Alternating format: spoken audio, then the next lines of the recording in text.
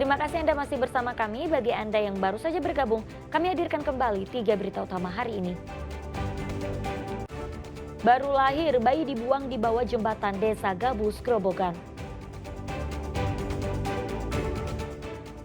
Lebih dari 700 orang akhirnya dilantik jadi pegawai pemerintah dengan perjanjian kerja setelah menanti setahun lamanya. Kelabui petugas pengedar narkoba pakai roti isi untuk sembunyikan sabu-sabu.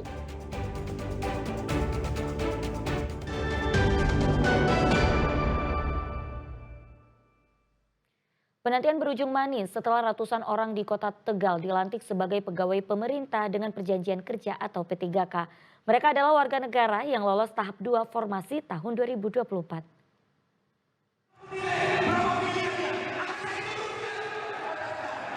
Raut bahagia dan gembira terpancar dari wajah ratusan ASN yang akhirnya dilantik sebagai pegawai pemerintah dengan perjanjian kerja di Gor Tegal Selatan.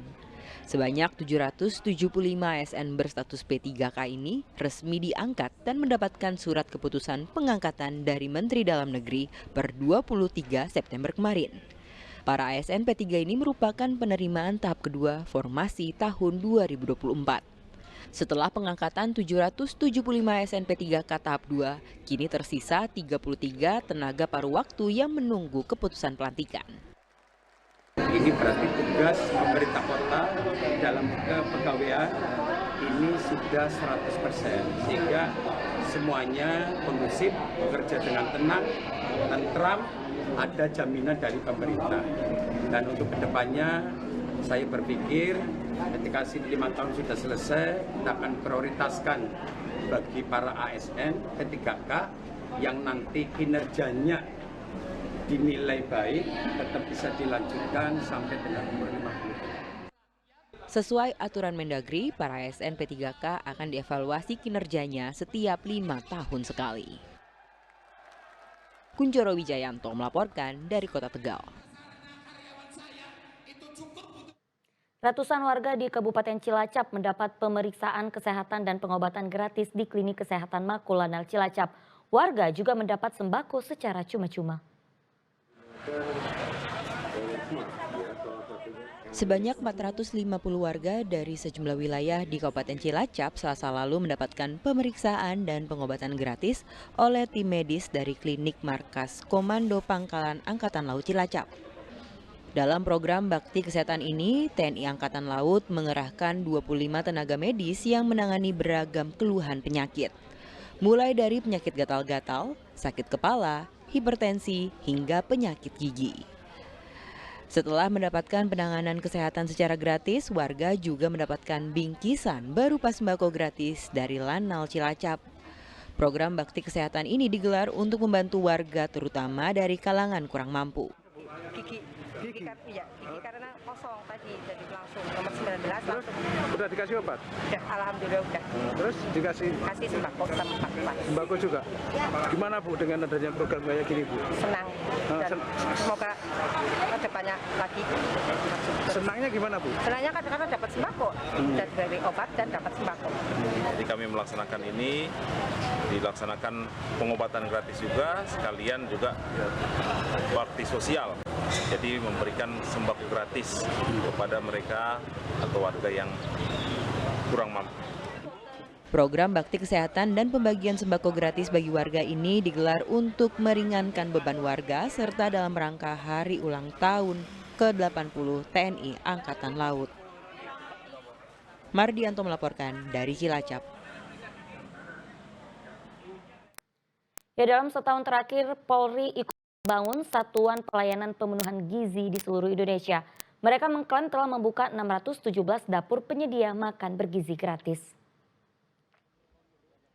Hal itu disampaikan saat Kapolri meninjau SPPG di Desa Kadirejo, Kecamatan Pabelan, Kabupaten Semarang pada Selasa kemarin. SPPG dalam pantau Polres Kabupaten Semarang ini melayani 21 sekolah atau setara 4.000 siswa dari tingkat TK hingga SMA. Kapolri juga mengatakan telah membangun 617 SPPG di seluruh Indonesia dengan total penerima manfaat 2,1 juta pelajar dan membuka lapangan pekerjaan untuk 30.000 orang. Lewat Polda Jawa Tengah, Polri akan membangun sekitar 100 SPPG dalam waktu dekat. Kita tidak akan berhenti sampai di sini, jadi progres pembangunan SPPG terus akan kita optimalkan sampai dengan akhir tahun, sehingga kita bisa maksimal untuk betul-betul bisa mendukung program Bapak Presiden terkait dengan program makan bergizi gratis yang saat ini sedang dicanangkan. Dan tentunya saya selalu menyampaikan pesan kepada seluruh jajaran agar terkait dengan proses masak, distribusi sampai di tempat selalu dilakukan quality control.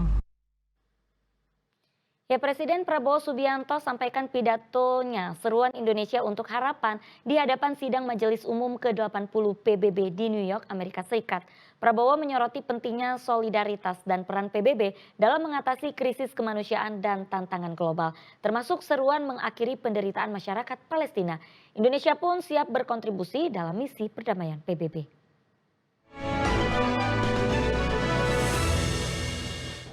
We must stand for all, the strong and the weak.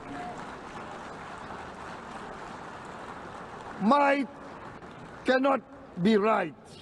Right must be right. Indonesia today is one of the largest contributors to United Peacekeeping Forces.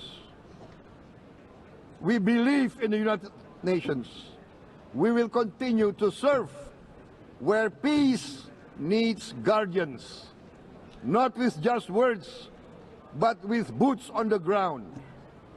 If and when the United Nations Security Council and this great assembly decide Indonesia is prepared to deploy 20,000 or even more of our sons and daughters to help secure peace in Gaza or elsewhere.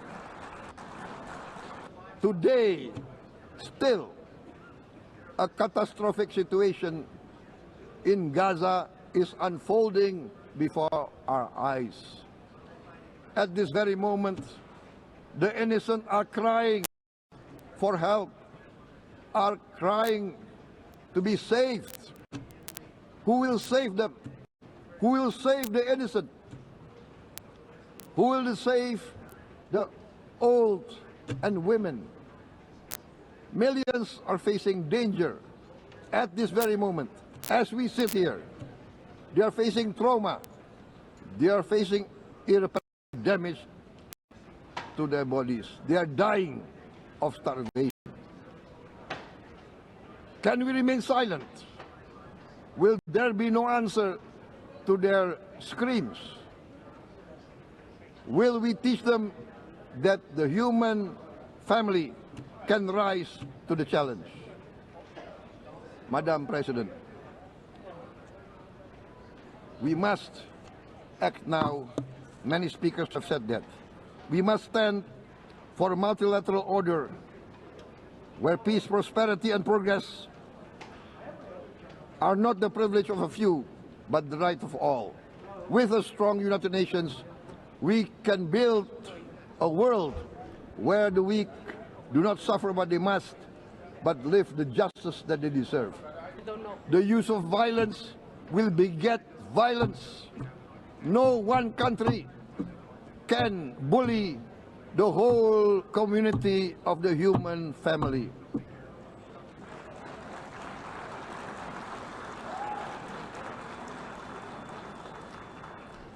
We may be weak individually, but the sense of oppression, the sense of injustice has proven in the history of mankind that this sense of injustice, this sense of oppression will unite into a strong force that will overcome this oppression, that will overcome this injustice. To close, I would like to reiterate again Indonesia's complete support for the two-state solution in Palestine.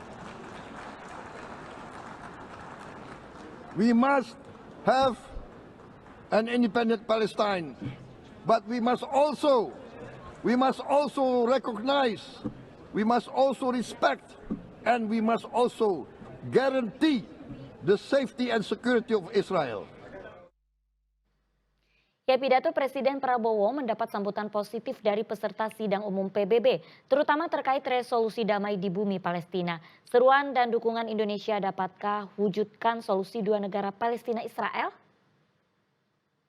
Masih dibutuhkan langkah-langkah konkret. Ya, misalnya tadi kan kita sudah mempunyai komitmen mendukung kemanusiaan di Gaza, ya, mendukung penyelesaian dua negara. Nah, yang ditunggu oleh dunia itu adalah bagaimana Indonesia melakukan langkah konkret, ya, plan of action, rencana aksi supaya solusi dua negara itu menjadi nyata.